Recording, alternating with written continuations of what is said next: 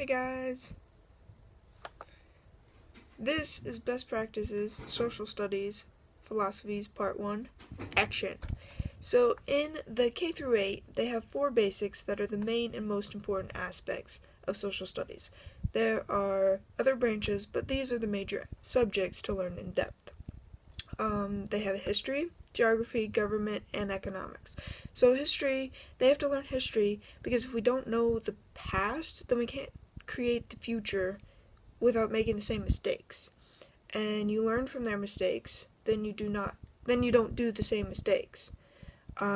Geography, you have to learn geography because in order to know where you are, you have to know your surroundings. You want to know where cities and countries and provinces are. Provinces being in Canada, and if you don't know that, then you won't know that Canada is made up of provinces instead of states.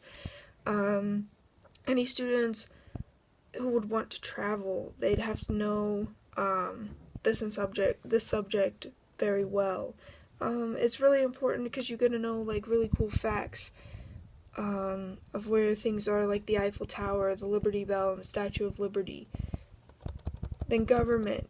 Well, we have to know government because we have a government. People are ruling over us almost. Not really, but almost.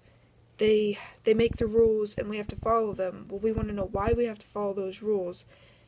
And that's why students have to learn about their government. You also want to know why you're following, and you don't want to follow blindly. You want to know that you're following good people and that they're not turning into a dictatorship or something worse. Then economics surround us. That's why we have to teach the students about economics, because the world runs by economics.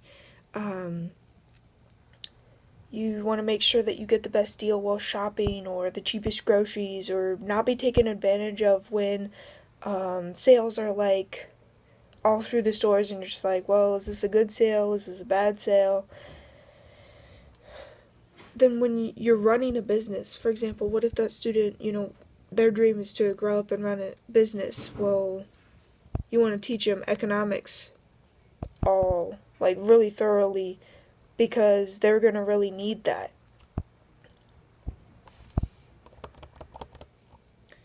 Now, when looking at the Ohio Department of Education standards on page 3 and 4, you see that for K through 8, they have more subjects under history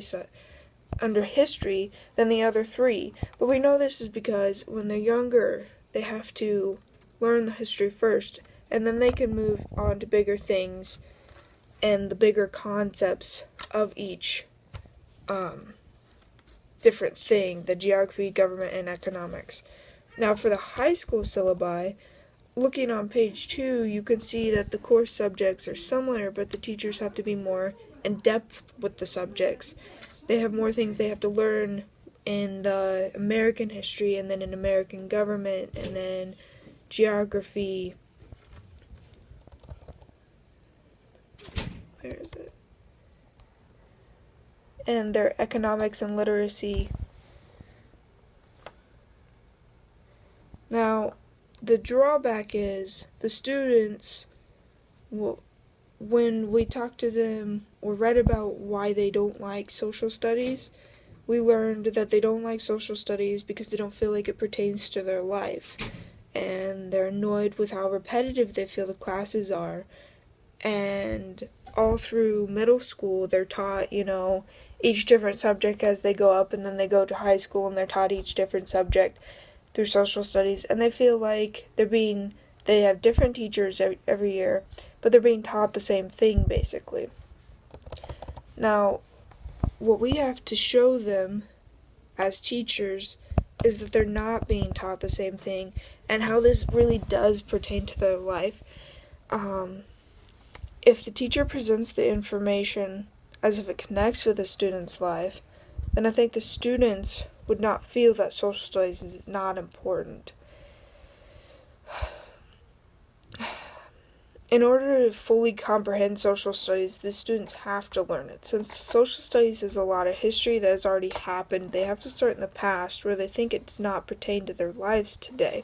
The students have to look for the connection, and the teacher has to try to be showing the students the connection.